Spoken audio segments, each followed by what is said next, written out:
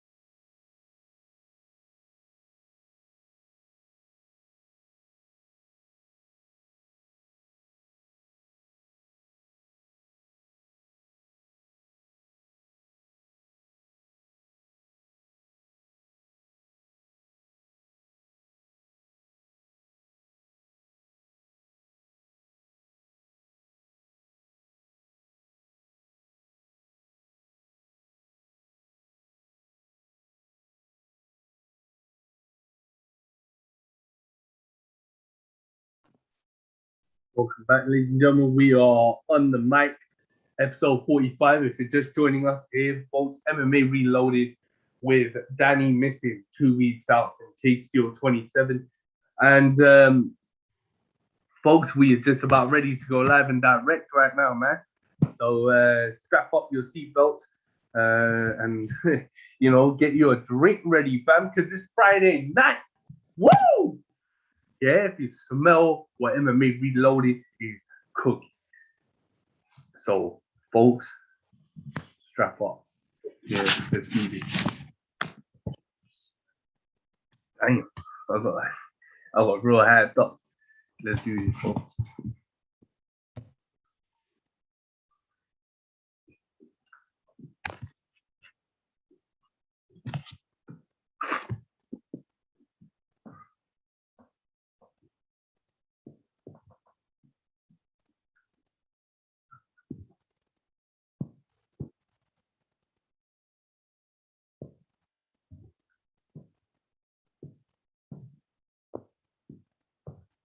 Yeah. Oh, Danny, it's on mute. Come on. Hold on.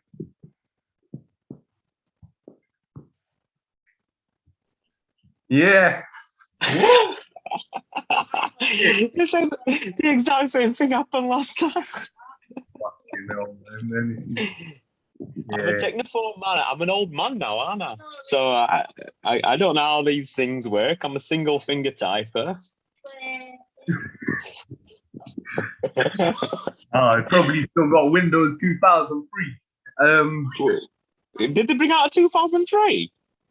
I think so. I got yeah. 97. Fuck yeah.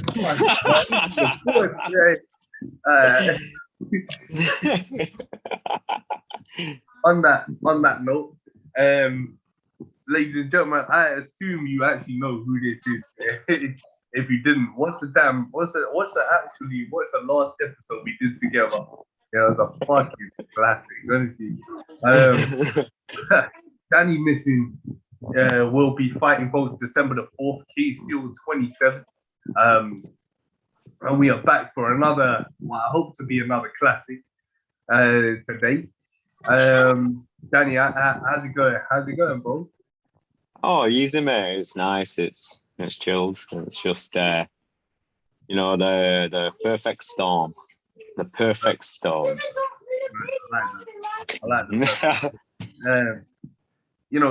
Two weeks out of Cage Steel now, bro. And how you feeling mentally, first of all, man, coming in? Man, just happy. I'm trying this new thing, you see. I've been trying it for probably about 6 months now, and it's just being present. Yeah. I don't want to think about tomorrow. I don't want to think about 5 minutes ago. I just want to kind of be in the moment. And I found that in my last fight, that was probably one of the biggest keys to victory, just being present, being in the moment, not thinking about I knew the win was coming. When you visualize and you can feel it, and it's been so long, but I remembered what it felt like for my hand to get raised. I felt that feeling inside, while I was visualization. I can't even speak, and I've got a really dry mouth. Sorry. But while I was visualizing, I could feel that feeling, and as I practiced the visualization and the being present, it was like that was the only time that I'd let myself go to that place while I was visualizing. And each time I could just, at first it was just like I couldn't see a thing. Then I started to see things that he does and seeing myself react to them. Then I started to see things that he does, seeing myself react to them and feeling what that felt like inside, as the fighter me. And man, like, it's just been such a better place for me, don't get me wrong, Jack's a legit guy. That's why I took the fight. I don't fight bums. But man, if I could have put money on myself for that one, I would have done. Like that it felt good. Everything felt good. And it was just nice. So like I just feel chill now. I just feel chilled. 2 weeks out, I'm happy. And I'm just enjoying. I'm not even thinking about tomorrow's training. I'm just enjoying what I feel right now. So which is a lot of aching, but the good kind of ache, Yeah, man, you know what? Bro, at this stage of your career, yeah, that's the only way you should feel, man. You know what? Yeah, nerves come and go at the end of the day, but yeah. there's always that period of feeling what you feel at that present moment. Yeah, and then worrying about shit when it comes like tomorrow. Yeah, man, that's it. Yeah. And you're right. Throughout your career, people look at your resume. That's what we talked about last time. Is that you run a industry, but at the end of the day, look at the resume. It wasn't exactly full of scumbags off the street. You know what I mean? No. I was fighting people that were tipped for the UFC, that were tipped for. I know it's a bit of a contradiction, but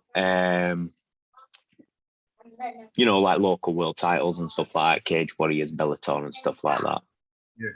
So like I was fighting those guys, and I beat some, and I lost to a few, but it all comes good in the end, and I think that really tested me to see if I wanted to be a fighter. No one can ever question that, because I stuck through it when most people would have retired, and I came out the other end. I understand now that you can win, and guess what? You can lose as well.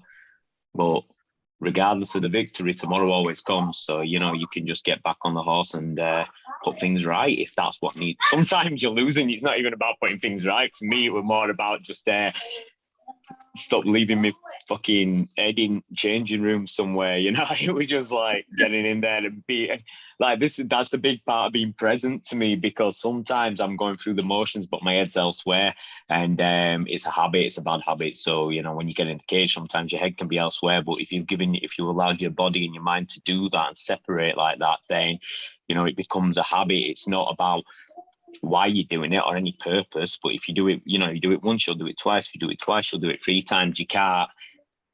It's like nerves. You can't tell when it's going to come. Can't tell when it's going to happen. So, the best thing, they say practice makes perfect, right? So you just got to keep practicing and, do it that way.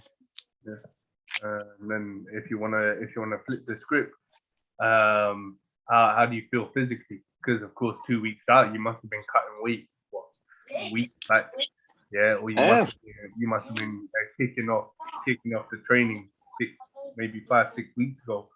How's all that? How's the work in the gym been going, man? Well, I can say not for this one in particular, but not for any in particular, because I was meant to fight somebody else before I fought Jack. But an injury prevented me. I'd basically been getting back to training the week of the weight cut against Connor Wilson. So I ended up fighting Jack a little bit later. But I've been training, pretty consistently for about 6 months, and having students, that need to stay in shape and need to keep on the ball and stuff like that, it's kept me going. So I took a couple of weeks off after Jack fight because I didn't know what was going to happen. Yeah. Danny Mitchell sent me a message while I was at Aldi, and just don't knock Aldi. That middle aisle where they sell like workmen's boots, and then next to it you get rainbow-coloured unicorn mittens, right? And then next to that you've got Black and Decker drill, right? You can pick up a bargain in Aldi. But anyway, yeah, back on track. So yeah, I've been training pretty solidly. For like 6 months, and as the cool kids say, staying ready. It's just become a bit of a lifestyle to me now this time around, and I just, as long as I aim for peak week, I know what I'm doing, physically and mentally now. As long as I aim for peak week next week, which I feel like just through having a couple of weeks rest, I've already surpassed that where I was at for Jack. So, by having a peak week next week, and then it's the come down afterwards. But it'd have been a short notice fight if I hadn't been staying ready. I got what was it, 3-4 weeks notice, and I had a couple of injuries that I was just kind of like taking care of, things that happen in training camp. The recovery, basically. Yeah. And that was part of the reason to taking 2 weeks off after Jack fight, because I'd trained for so long, and you pick up these little niggling injuries, but by not resting them, they get worse. So that I didn't need 2 weeks off. As far as the fight went, I think we both kind of came out of there. I took the gentleman's approach and choked him, and we both came out of there ready to fight again. Pretty much it was just, but it was just a decision that I made, and I miss my family as well, because I really do commit my mind fully to training, which is a horrible thing to do, but it's needed, because this ain't a fucking play fight, mate, is it? You got to all or nothing. So I took that a couple of weeks, rested up, spent time with my kids, and sorry, I'm just watching them argue over Minecraft now. But yeah, like training just absolutely spot on. My team Hammer, I've got them planning my route ahead, and then I'm carrying the inspiration from my route already travelled with Neil, and it's all just kind of coming together nicely.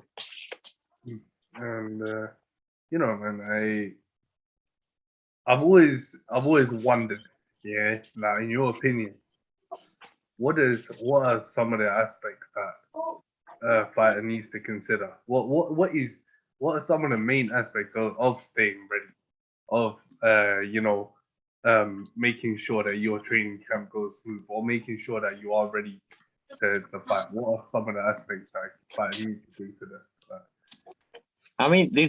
These two, I could break that into two separate questions, so that kind of answer each other. So staying ready is just having like a good baseline of fitness, something that you can always, like if you only train an 8-week fight camp, people will start to transition to power, 6 to 4 weeks out and stuff like that, start doing lighter, faster work. Like staying ready, you kind of want to be you want to be at that transition point.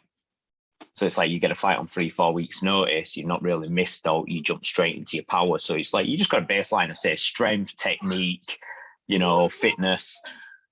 I mean, one of the more personal things that you'd have to consider by staying ready is, you know, missing out on time with your family, your friends. I mean, it means more to me now because, you know, my kids will always be my kids. You know, missus is all right sometimes. But it's like in past, by being so committed and, you know, being in gym quite a lot and stuff, I lost out on some people, which, you know, in the end, I'm kind of glad that I did. But, you know, at the time, brings a lot of like emotions and stuff. So, you know, you are going to, it depends what kind of life you're looking to build for yourself. I mean, UFC is out of question for me now. But, you know, there's no reasons why I couldn't make a push for something like a, you know, UK Bellator or Cage Warriors or something like that. So, you know, when you stay ready, you've got to be committed. And when you're committed, you can't spread your commitment between 10 different things, you know. Obviously, making sure your fight camp goes smoothly, whether you're doing an 8-week, 12-week or a year-round kind of like maintenance thing. You know, you've got to, what you call it, 1 minute, Ben. You've got to watch out for injuries, work around them, stuff like that, you know, to make sure it goes as smooth, because in training, you're going to get hurt, you're going to get twisted, you're going to get punched and kicked and a lot, right? You're going to have bruises and stuff. You know, a thing that I use is just like, you know, say for instance, I've got an injured leg, I might do some head movement drills or some boxing or something like that, you know, until my leg gets better, vice versa, you know, practice my kicks, practice things that sometimes I don't get time to work on. So, you know, you see those Thai styles stepping up on a box and blasting the kick into the back. You know, when I'm working hands and legs and stuff, I don't really get to do that. I've had an hand injury lately, so I've been working a lot on like footwork, foot movement, and you know, my kicks and stuff like that from different angles, different speeds, different tempos and stuff. So I think that the best way to maintain a smooth training camp is just to be open-minded to training around different things, you know, and it might even be the partners that you have available as well, because, you know, people aren't always in the gym year round. And you know, everyone can learn from everyone. Yeah, and it doesn't matter how experienced you are. Yeah, you always got something to learn, right? And that learning curve never stops. And I guess staying ready also, like you said, it's all about commitment. I mean, if you're not committed, you know, number one, then, you know, what's the point of even being in the damn sport? You know, you'll be shitting yourself when you get in the cage. You'll get battered and become a highlight reel, mate. It's so you'll be on TV, you know, somewhere. But you know, Dan, that's what it all comes down to. Is exactly what you said. Yeah, and you know, it's about putting the work in. It's about putting the effort in. It's about the ethic, the work ethic of that fighter. Yeah, and you know, I wanted to also ask you that. Does you know, of course, you talked about your family as well, you know, and it does age play a factor in that too? As in, as you get older, does your mindset change in terms of commitment and in terms of motivation, where you want to end up, or you know, if you want to go Cage Warriors or Bellator, is age something that you consider? No. Age, I mean, look at Glover a couple of weeks ago. Age is a number, very cliche, I know, but age is just a number, and your body's as young, you know, as young as you treat it, sort of thing. You look after your body, you keep it youthful, you're all right. So, you know, I know 29-year-olds that are like, you know, unfit, unhealthy and stuff, and I'm fitter than them. You know, I'm only 33, like, I'll be 34 on the day at fight. So if I don't get a present, I know who you're rooting for. But anyway, no, aging, but I do think that with age comes maturity, and you see like maturity in life and maturity in the sport. in life, you learn how to adapt to different situations and stuff like that. So part of the whole being present thing is like in my fight camps, especially say for the last 4 weeks, I'm very present and I'm very invested in that. But everything outside of those 4 weeks, the reason for staying ready and keeping a baseline of fitness, like I can kind of like be present with my family, and be there, be part of that. So age has actually benefited me because I was a bit of a loose cannon when I was younger. But through the mistakes and through just calming down a little, but you look at this, and this will be my, I believe, 20th pro fight. And I was talking to someone 34th MMA fight overall, and then including my K1s and stuff like that, we're looking at like over 40 fights that I've had. So, I've had plenty of time in there to figure things out, become mature in the sport as well. Not only figure my opponents out, but figuring out your surroundings, figuring out yourself, who you are, like, because still, there's certain things that still haven't happened to certain people in the cage. There's always that what if and stuff like that, and not worry about it. So you've got to figure certain things out, figure out what you bounce back from, figure out what keeps you down or needs a bit of extra work. You find a lot of that out in just in ring time. So age is it sounds daunting. Don't get me wrong. When I'm 60, it probably will be, but for now, it's a benefit. It's a benefit to have that age and experience and wisdom on my side for against most of my opponents. I mean, like you said, Glover Teixeira was 42 years old, and my guy was a light heavyweight champion. But it goes back to what you said before that, like, even if you can't do certain things and your body doesn't allow it, there's always another way, to go about this shit, and there's always a way to still continue to do what you're committed to do. Definitely. And I mean, the only reason I brought up age is because it is such a big part, especially as a fighter. Then in boxing, I look at guys like David Haye, and then in MMA, I look at a guy like Rampage Jackson, or I look at guys like that who let their body sort of take over them, and that's ended their careers. And and then in UK MMA, Danny, one thing that always stands out is the level of competition, because you get familiar faces, you get new challenges. As the career goes on and you continue to compete at these different shows, how do you feel about continuing to take on these new guys, man? Because of course you get the familiar guys, you get the Jack Holtz and the Adam Bramhold,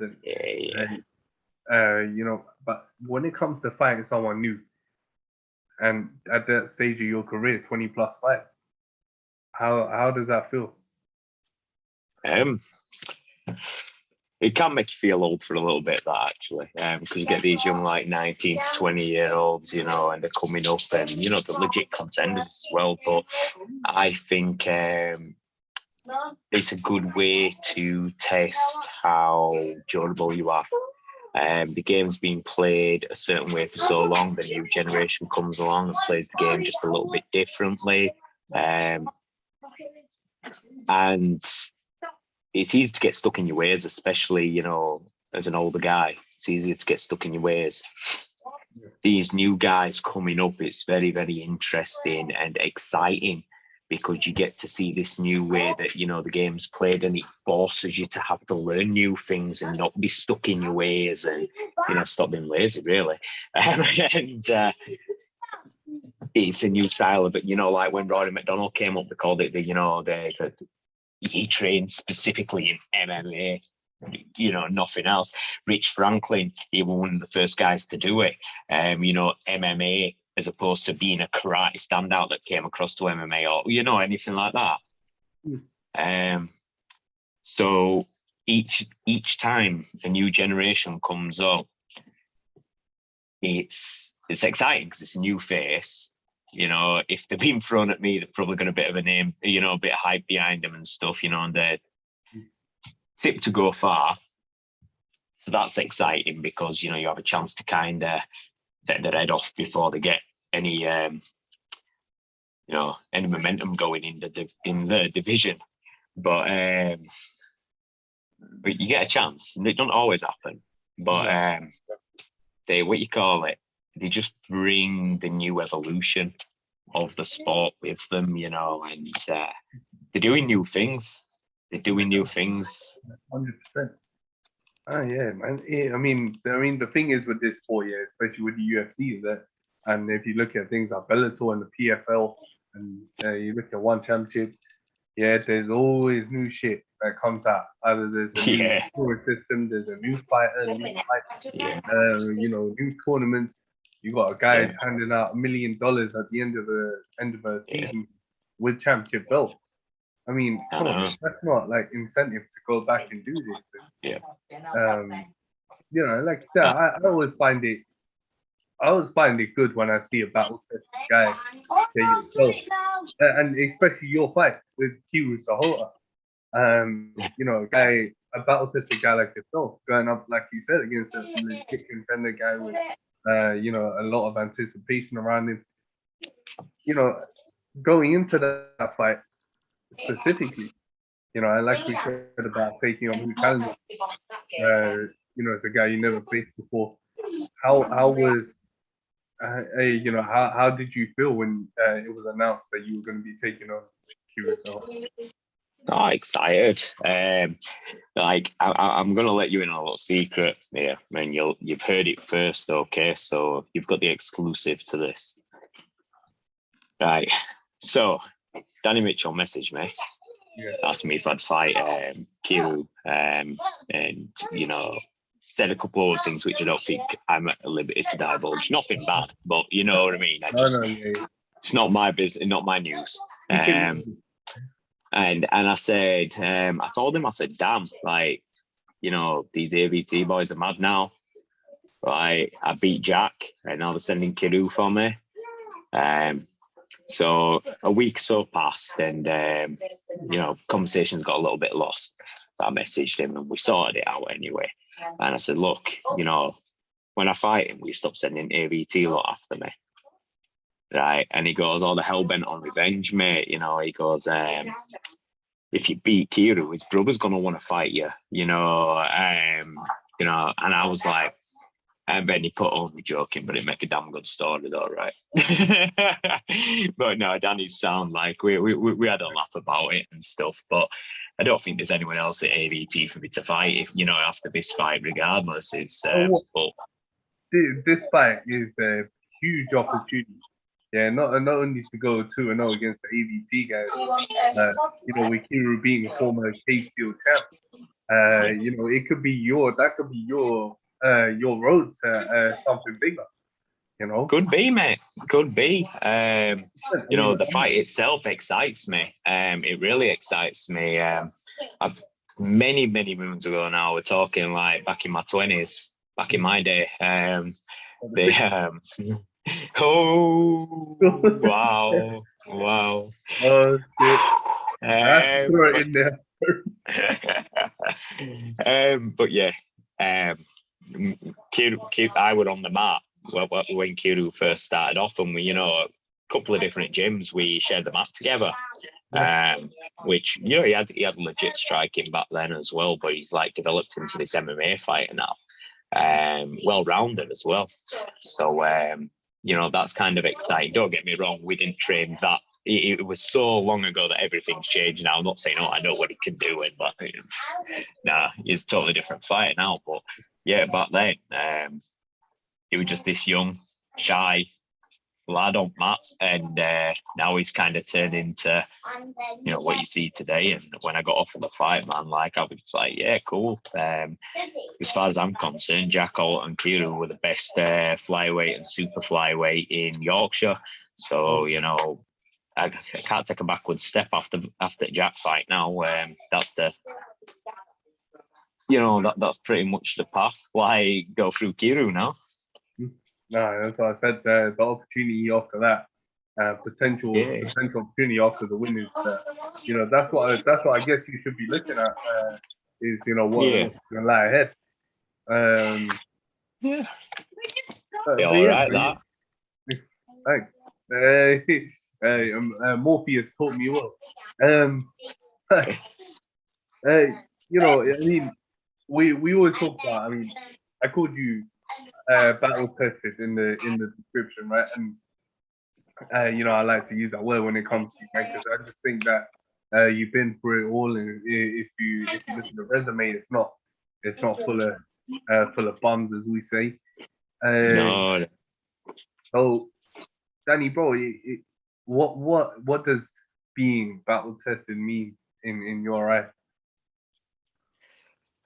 It means that I've probably got a few breaks along the years that I should have got checked out, and I got a few extra scars. And but I don't. You just experience.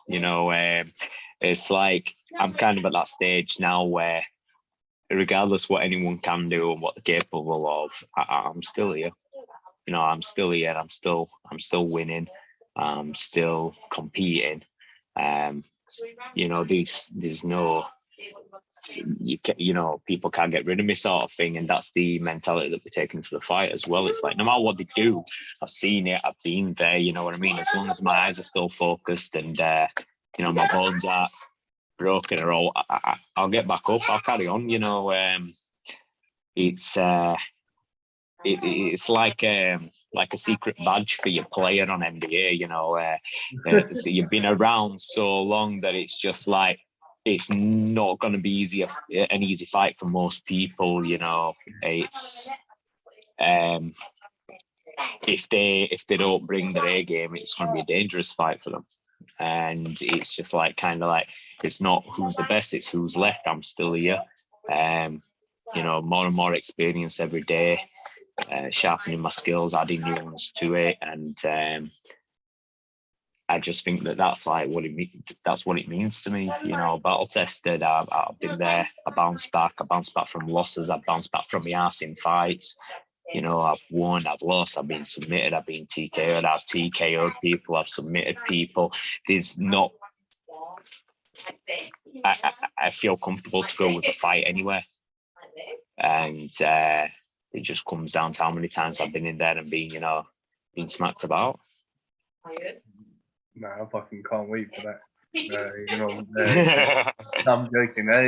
It's gonna be a great fight. For anyone who's watching. I'll be there live as well, man. So I'll bring you a Christmas present.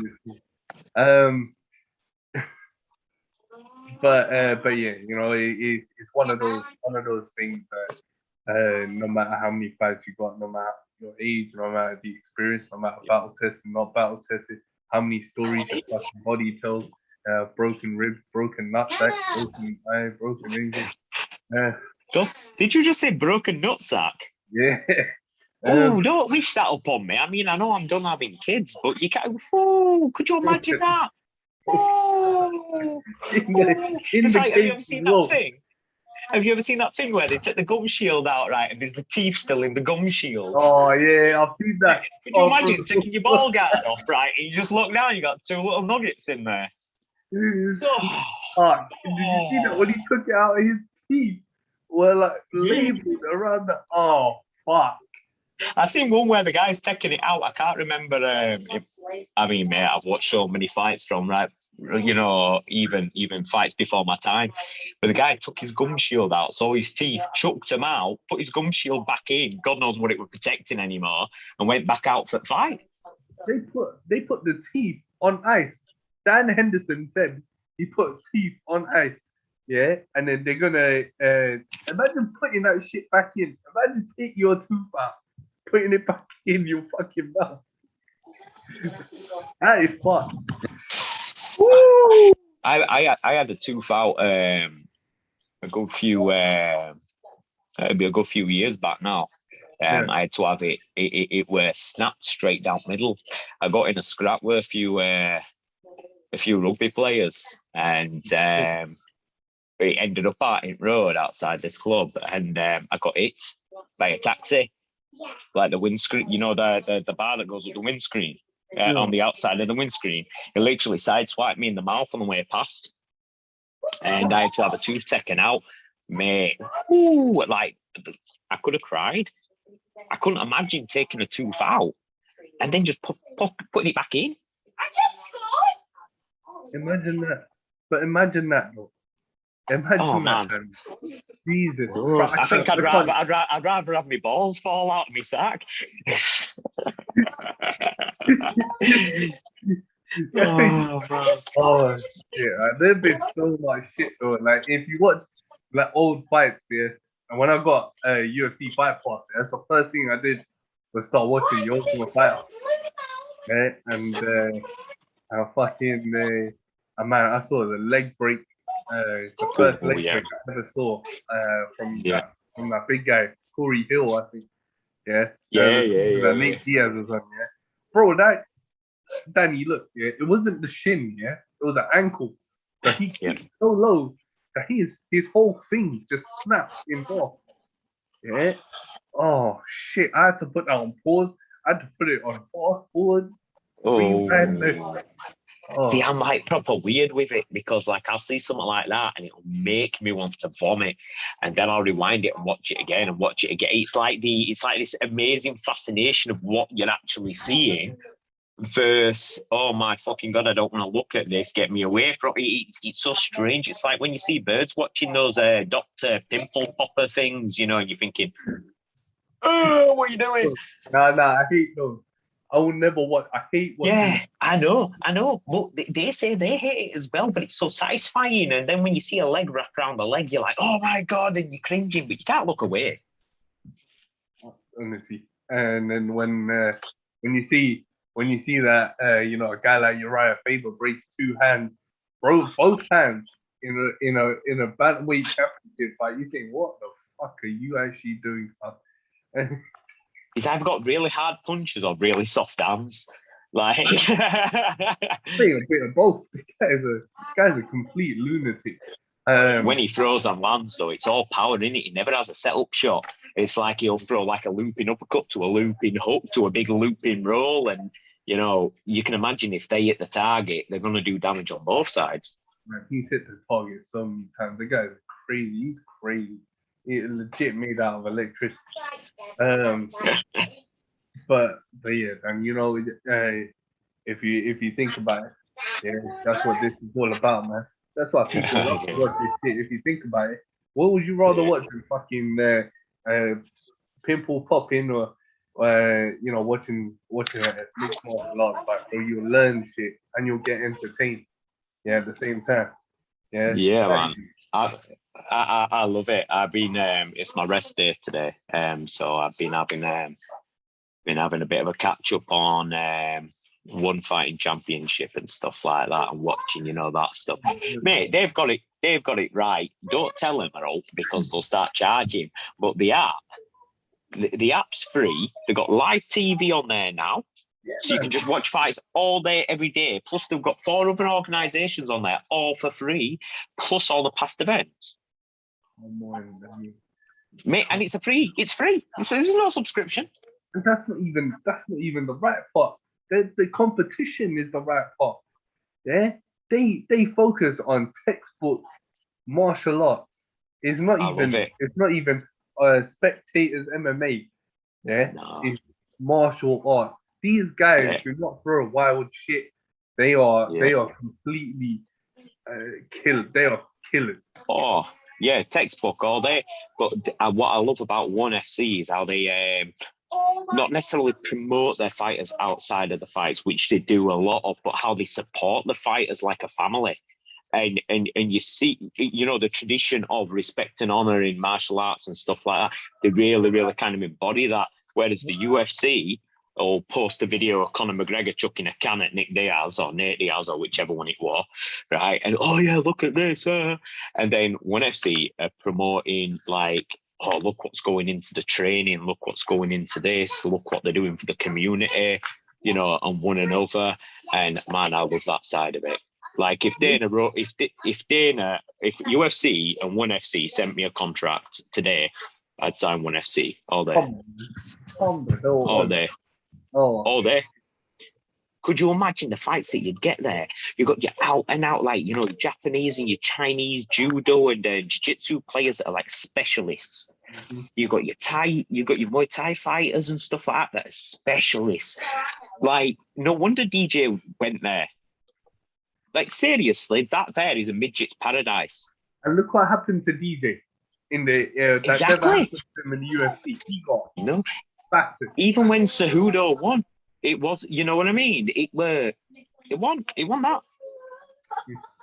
And then look at what Adriano Moraes did to DJ in the Bantamweight Championship fight. Literally,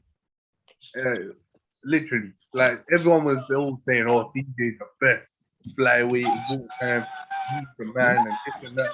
But then no one knows that at one championship they got probably one of the best bantamweight champions in martial arts today. Yeah.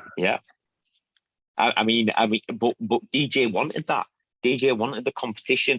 He wanted to fight for, like, DJ were getting a lot of jip at UFC because, you know, he was just holding the division up by being the absolute greatest there. He were getting a lot of crap. He were being told, oh, you've got to go up a division and blah, blah, blah, blah, blah. Right. And then he goes to ONE FC and he loses.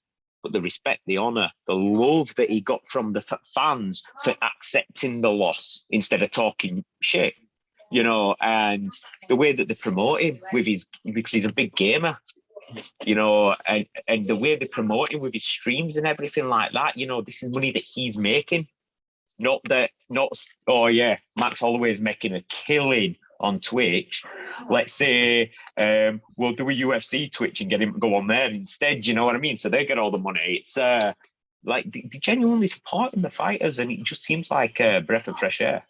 It's the boss, man. It's Chatri. Yeah, that guy. Yes. Everyone got respect for him. Yeah, nobody. Yeah. And Danny, that's why they don't post as much shit on social.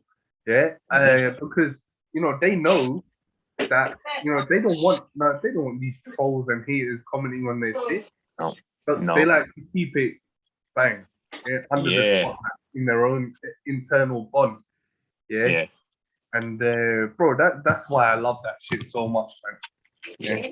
Could you imagine though if I went to one, let's say I were an half decent fighter, you know, and I actually went there. You know, you have a couple of fights, yeah? And I mean, a couple of my mates fight on one.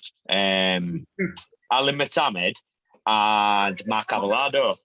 I lived and trained with them out at, not Tiger, Team Quest in Thailand. Yeah, in Chiang Mai. So, and they made it. And there's a little guy as well, and I'll find his name. I've got him on Facebook. There's a little guy. Like, no, he's a straw weight in one. And he's he's a 115 pounder, and he fights in it as well. I'll find his name and I'll send it to you, but you'll know what I'm on about. But man, I go out there, right, and you get a couple of tests, and then they come to you with a contract and go, who do you want to fight next, Rod Tang or DJ? No. You know what I mean? Like, that would be fight heaven. I'd be like, no one is fighting Rod Tang. No one is fighting Rod Tang. Mate, I'd Kimbo slice it. I'd put an arrow to me chin. Get it over with quick, mate. I am not fighting Rod Tang. You will never pay me enough dough to fight that guy. Yeah? Well, you know, ONE X are doing special rules, right, with the DJ Rod Tang thing. Yeah, so if I've got to fight Rod Tang, I'm going to wait for ONE XX, right? And I'm going to have a special rules match where I get to start on Rod Tang's back. No, man, it's but could you imagine as a fighter if that's what you live for and that was your goal and you're being offered those names? I just don't think that the flyweight division in the UFC carries that kind of weight. It's not deep enough. It's not deep. It's not. And that's the thing, man. ONE FC, man. That Muay Thai flyweight division and that kickboxing flyweight division there. Yeah. You got guys like Pitch Down. These guys are crazy guys. They're not like, they won't swing wild. They will snipe you. Yeah. They're like surgeons. They will just take you apart. And I've forgotten his name. Who's that numpty with mushroom head haircut that they've just brought in? I think he fought on the last show. He comes out on a throne. White guy. Bloody hell, yeah, I know the guy. I know that guy, man. I knew he were going places straight away. I thought he might have ended up at Glory or something like that, but I'm glad one got him. Yeah. He does the thing where he pulls the bow and arrow and hits him with a cross. Yeah. Man. That guy, like if you go to 1FC, you're not limited on what you can do. You know what I mean? It's like, okay, maybe I got a bit of a wrestling injury, whatever, but I can kickbox. I'm gonna try my hand in the flyweight kickboxing then, you know what I mean? And you can be a well-rounded martial artist all under one roof. I mean, we speak of like I got one mate who competes at one in the flyweight division. His name is Bokang Masunyane. He's right, and bro, the guy is 4 foot. The guy's 4'10", yeah, or 4'8", and he's 6-0. I like, like built like a brick shit house. And I remember we did a show, and he goes to me, people do talk about my height a lot, yeah, but do I look like I give a shit? Man. Yeah, well, you're only going to talk for so long, aren't you? You know what I mean? It's like you're only going to talk about his height for so long before, like, man, 4'8". You think UFC are going to bring someone in who's 4'8"? And I don't know. They're thinking about bringing Hasbulla in. That's 2'2". That kid, he's not even a kid, is he? He's a fully grown man, but he's great. But nah, man, 4'8". I wish I were 4'8". No, I'm proper gutted, right? Have you seen, like, no disrespect to you, like, because the guy's an absolute killer. I'm not talking about him, I'm talking about me. So obviously through lockdown, right, you know, it was hard to make money, especially for people who have businesses. And they were an advert on Facebook, right? And I followed them, just to see what they get up to. But it's called Dwarfs for Hire. And if you're 4'8" or below, you can make 500 quid a job, mate. Seriously? We doing what is it? Dwarf stripping? No. They might dress you like an Oompa Loompa and attach you to a bride for a night or something. You know what I mean? Like, just anything. And I'm thinking, 500 quid for a night? What, to be 4'8"? 500 steps. You work a weekend and you're killing it. I would do that. I'm 6'5". Mate, I'd dress up as a chinchilla or something. You know what I mean? I do, like, I would do any things that they needed a small person to do. There would be no limits. Bro, for £500 a night, I would dress up like a woman. Yeah. Just get to act a twat for a night. Get to dress up and be a dickhead. You get 500 quid. Who the fuck does that, man? Seriously, check them out on Facebook, Dwarfs for Hire. Or little but large on Facebook as well. They do it. And they make tons of money. No, that sounds wrong. I'm sending you to a lot of dodgy Facebook groups, really, right? You'll never be able to get it off your system. Be a virus. I'm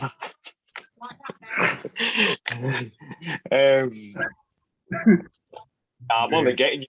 I checked out your. I'm only doing you like that because I checked out your Instagram post about your boy Kiru.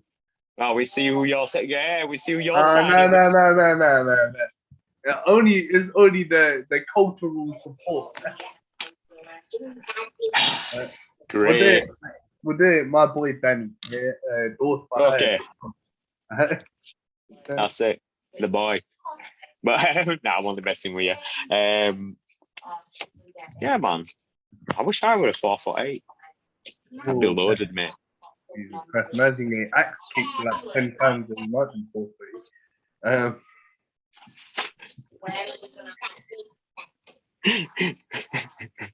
Imagine, it'll be like Mario, innit? Yeah, when the mushroom falls on your head and he goes down. Oh my god. Oh. Sorry, I'm just picturing Mario now. I'm not going to play Mario. Digging out the old Game Boy. The Nintendo 64, man. No, they were one better than the 64. The GameCube was better than the 64, and the GameCube flew under the radar. Danny, what? Did you ever play Right, I beg you to find somebody who has a GameCube, get Resident Evil 1 for that GameCube, and play it through, and look at how ahead of the time the GameCube graphics were. 100%. Like Jill Valentine's bum on Resident Evil almost looked like when I paused Pornhub, like that real. Yeah, GameCube was legend. Yeah. It was. I fell in love with Super Smash Brothers on that cube. Yeah, GameCube on Super Smash Brothers, and there was a game called Super Monkey Ball. Oh, Do you remember? Do you remember Super Monkey Ball? So basically, what it was, right, is you could have like party games or do levels and stuff, and you picked a monkey that you wanted to beat. I always picked the cool one with the cap on backwards, and like you were in this little ball, and you had to control the ball along like stages and stuff like that, and collect bananas as you went round. Sega did it. That's wicked. It's so addictive because you're like, it's one of them where you're playing and you're going, because you're like teetering on an edge and stuff, mate. It was wicked. Fucking brilliant. I need to go dig out the GameCube, man. There's probably one on sale on eBay for like £10. Yeah, man. Danny, mate, it is another classic. We can pick this off as another classic. I might decide that. It's always a pleasure chatting. Yeah, man. No, it is. I love it. I don't know. It's just so easy just to sit down and talk shit in it. You know, like gone are the days where interviewers send through questions, right? And dumbass questions as well, like that every interviewer has to ask. What do you think the result will be? You know, and you got to like kind of copy and paste it to a new message and type your answer back underneath. And well, that's just a fucking dumb question, isn't it? What do you think the result will be? You're never going to write back and go, I think I'm going to carry you into third and then get knocked out. You know, but it was just so difficult. It was like talking to an answering machine. Now we get to do this, and it's beautiful. I love this, man. That's why I love doing what I do, man. Shit. After 185 episodes in 10 years. Jesus Christ. I listen to some of these guys at the UFC press conferences. I'm like, who the fuck even let you in the fucking building? Some of us lot in there. Yeah? Oh my god, I just hate it. Oh man. But no, man, I honestly, mate, I wish you all the best of luck going into that. I'll be there live and direct, and I'll be watching. Yeah, remember it's my birthday on that day, so no pressure or like that. Like if you want to get me a cake or something, it's up to you. I've got something to give you. I was actually yes. Yeah. See that, Joanna? Someone's getting me a gift. Mrs. doesn't even get me now. Someone's getting me a gift. You forget my birthday. I don't forget your birthday. No. She said I forget a birthday just because when. I don't know what year you were born in. You don't know the day, apparently. I know the day. Do you know why? Do you know why I know the day? Because Facebook tells me the day. There you go. First domestic on your show.